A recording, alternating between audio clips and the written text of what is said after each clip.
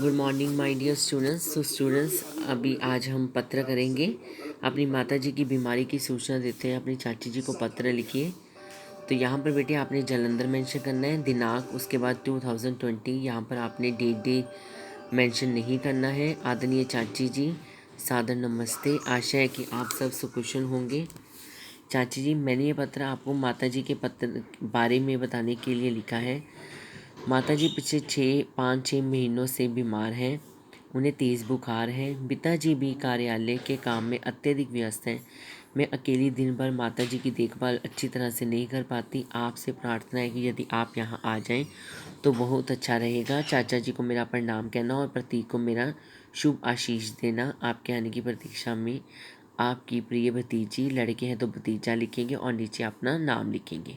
ये नाम नहीं लिखना, आपने अपना नाम लिखना है। ठीक है। तो इस पत्र में बेटे माता जी बीमार हैं, इसकी सूचना देते हुए चाची जी को पत्र लिखा है कि उन्हें तेज़ बुखार है, उन्हें ज़रूरत है किसी की, तो आप कृपया थोड़े दिन के लिए घर में आ जाएं ताकि उनकी देखभाल अच्छी तरह से हो पाए। तो ये पत्र है बेटे जो आपने अपनी बुक पर टिक करना है। अगर वहाँ पर अवेलेबल है तो डेट्स वेरी गुड। अगर आपकी बुक में ये पत्र नहीं है तो इसे बेटे आपने फेयर कॉपी पर लिखना है, मैं पिक सेंड करूँगी। ठीक है बच्चे। नेक्स्ट आपका है, आप छात्रावास में रहते हैं, आपको घड़ी खरीदने के लिए पैसों की ज़रूरत है। इस संबंध में अपने माता पिता को पत्र लिखिए।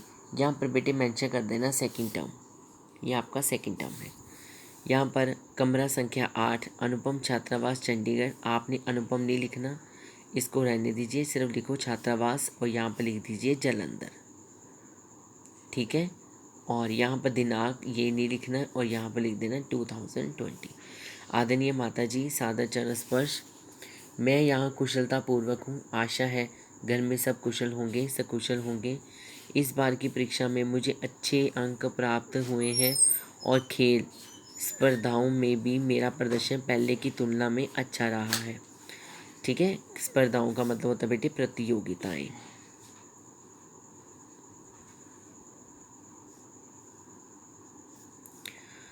ठीक है। मेरे कमरे में तो घड़ी है लेकिन परीक्षा कक्ष में समय मुझे दूसरों से पूछना पड़ता है। यदि संभव हो तो एक अच्छी कलाई घड़ी खरीदने के लिए 1000 रुपये देने की कोशिश करें। तो बेटे कलाई घड़ी होती है जो हाथ में बाजू में पहनी जाती है, रिस्ट में पहनी जाती है, रिस्ट वॉच। मैं समय के साथ कदम से कदम मिलाकर चल पाऊंगी तो मेरा प्रदर्शन और जीवन और बेहतर और सुखद हो पाएगा। शेष शुभ। आपकी बेटी, ये लिखने की ज़रूरत नहीं है, आपने सीधा लेना आपकी बेटी, अगर लड़का है तो आपका बेटा। ठीक है बच्चे। और नीचे आपने अपना नाम लिखना है। ठीक है बच्चे। तो ये 2 पत्र हैं जो आपके सेकंड टर्म में आएंगे और आज का मैं आपको होमवर्क भी देने जा रही हूँ। ये थर्ड वाली लेटर जो है माता जी और चाची जी की, ये आपने अच्छी तरह लर्न करनी है। इसका टेस्ट हम अगले पीरियड में लेंगे जब आपका नेक्स्ट पीरियड आएगा। ठीक है बच्चे। अब आपने करना है अनुच्छेद लेखन। तो ये आपने लिखना है पर्वतीय सुंदरता, ये आपका सेकंड टर्म है, और प्राकृतिक संसाधन ये सेकंड टर्म है। ये 2 अनुच्छेद आपने करने हैं। बेटे, प्रकृति ने जीवन को पनपने के लिए स्वयं को दिया है। उसने वनस्पतियाँ दी हैं जिनमें पेड़ पौधे बेल बूटे शामिल हैं जो दवा के भी काम आए और भूख मिटाने के लिए फल सब्जी अनाज के रूप में हमारा भोजन बने। प्रकृति ने मनुष्य के लिए ही नहीं पशु पक्षियों के लिए भी स्वयं को कल्याणकारी रूप प्रदान किया है।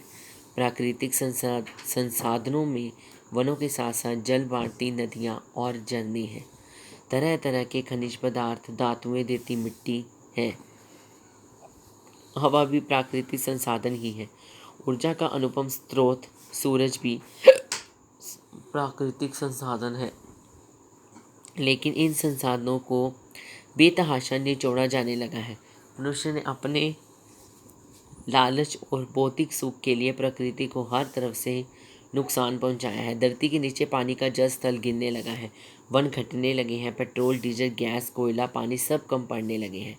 ये सच है कि इन संसाधनों का उपयोग किए बिना आधुनिक जीवन शैली में बने रहना पाना संभव नहीं लगता, लेकिन उपयोग नियंत्रित हो तो जीवन निर्वाह के साथ प्राकृतिक संसाधनों का संरक्षण भी हो जाएगा।